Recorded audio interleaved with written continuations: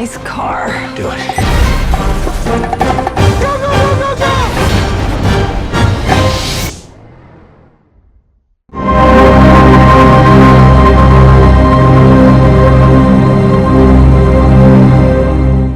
Hey everyone, my name is Prism, and welcome back to another episode of my mission.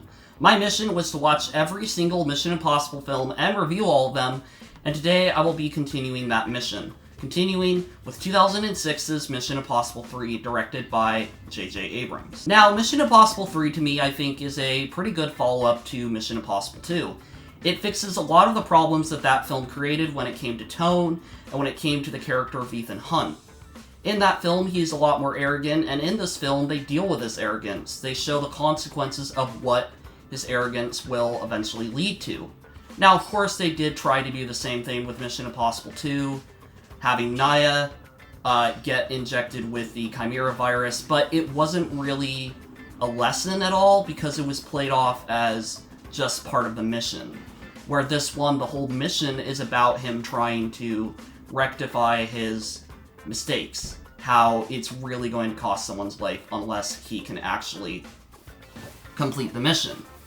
And so we set up the film with very much knowing the tone we are going into, and I'll talk about this more in spoilers, but this is one thing I will say about JJ Abrams' mystery box concept. I think it works here. I think it really works in hooking in the audience because it is one of those questions that is going to be answered by the end of the film, and you have no idea what the answer could be. You think you might know, but you don't fully know. And even if you do, you have to kind of figure out, well, how would he actually accomplish this? How did he get into this situation? But I think with all that being said, it's time to talk about the spoilers of the film. So, full spoilers ahead for MI3. Who are you? You have a wife, girlfriend? Whoever she is, I'm gonna find her. And then I'm gonna kill you right in front of her.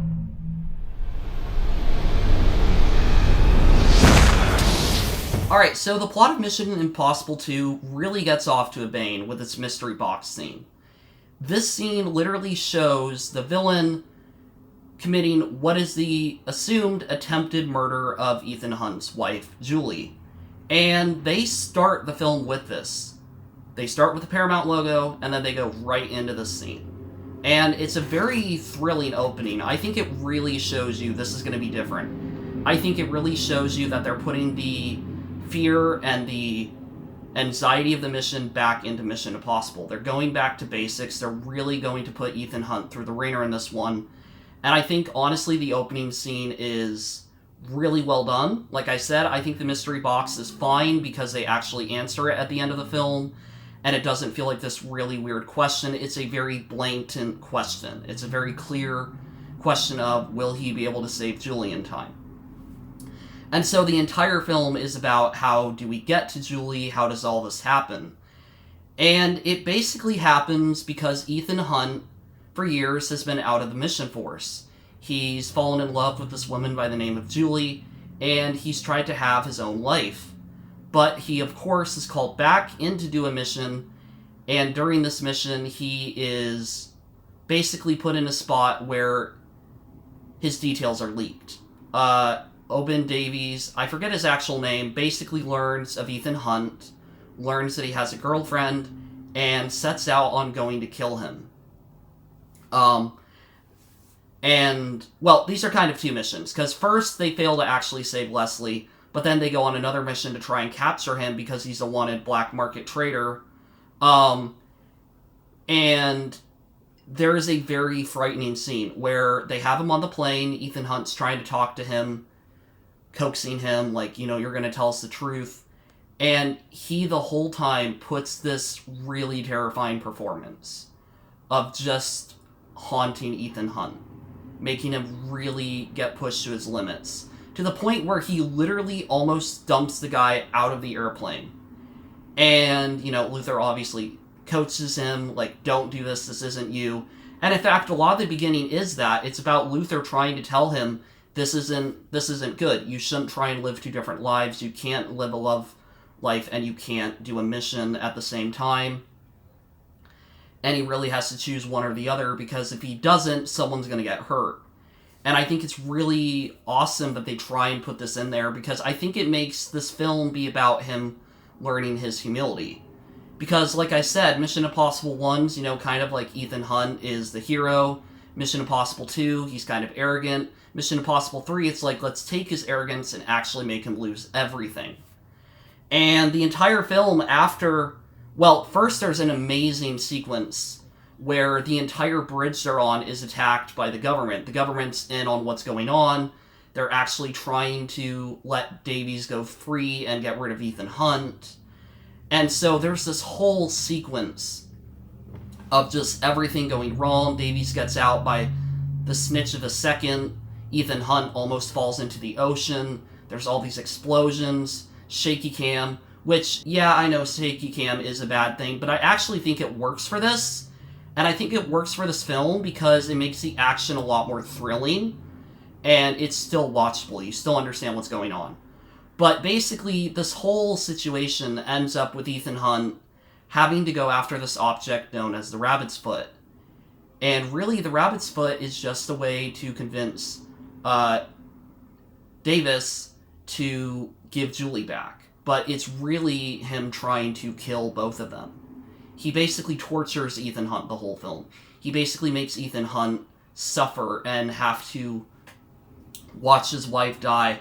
And the final set piece, the final action scene, it is the darkest action we've had in any of these films up to this point. This is a very dark film. Even if there's no blood in it, they really push the PG-13 rating. With explosives put into characters' heads, with the really haunting music. And honestly, the final climactic fight between Davies and Ethan Hunt is thrilling. Him getting the adrenaline to just be able to kill Davies by the pinch of a moment, saving Julie in the last few seconds. It's a really thrilling action sequence. And oh my goodness, I cannot believe how hard they went with this.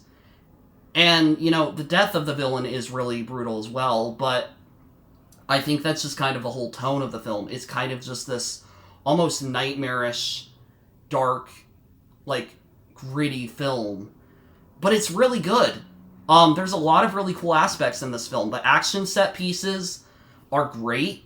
The Shanghai jump sequence, obviously they used a lot of green screen. They weren't to the point of doing missions without green screen at this time. They do make it look very real, though. They do make it look like he's in Shanghai and that he's about to jump off this building and try and land on another one. It's a very thrilling sequence. I like the new mission members that they have in this one. I like that they include Benji.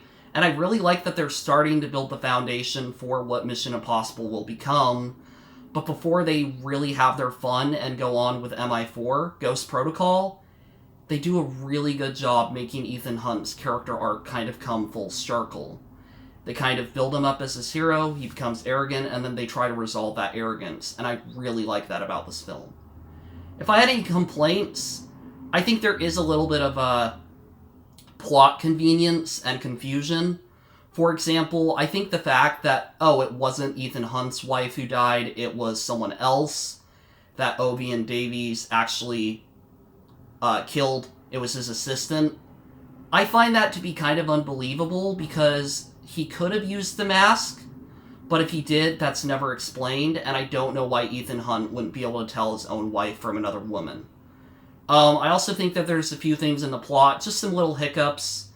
I think most notably one of them would have to be the whole dialogue after he finds out that it was not his wife. When the guy comes in and basically explains, yeah, this was all set up, this is why we're doing the whole setup, it's the rabbit's foot, it's everything. That feels a little bit kind of just there to try and have a political motivation, when I think this film was stronger when it tried to be more character motivated. I didn't mind the stuff at the beginning, but I think the part here just really feels like it slows down the plot, and it just kind of unravels things, but not in a good way. And I think that's pretty much it. Mission Impossible 3, I really do like it. I do feel like it's a little bit inconclusive with what happens to Julie, and they do answer that at the ending of the fourth one, spoilers, but I do think that maybe should have been tied up in this one. kind of showing that, like, he can't have both and that he's not going to live with both. But instead, the film kind of ends with them going off together happily ever after. So it is kind of interesting. I do like that they explore it in the next film, but I also wouldn't blame them if they put it in this one because they didn't know at the time if they were going to do a Mission Impossible 4. And the whole story about how that one got made, I'm pretty sure is an interesting one. But thank you guys for watching. I hope you all enjoyed my review of Mission Impossible 3. I really loved watching this one again. I've only seen it once, but I'm really excited to continue the series because after today, I'm getting into new film territory. I haven't seen MI5 or 6, and I haven't seen Mission Impossible 8. But to get there, we gotta get through Ghost Protocol, so I'll see you all for that review. Bye, guys!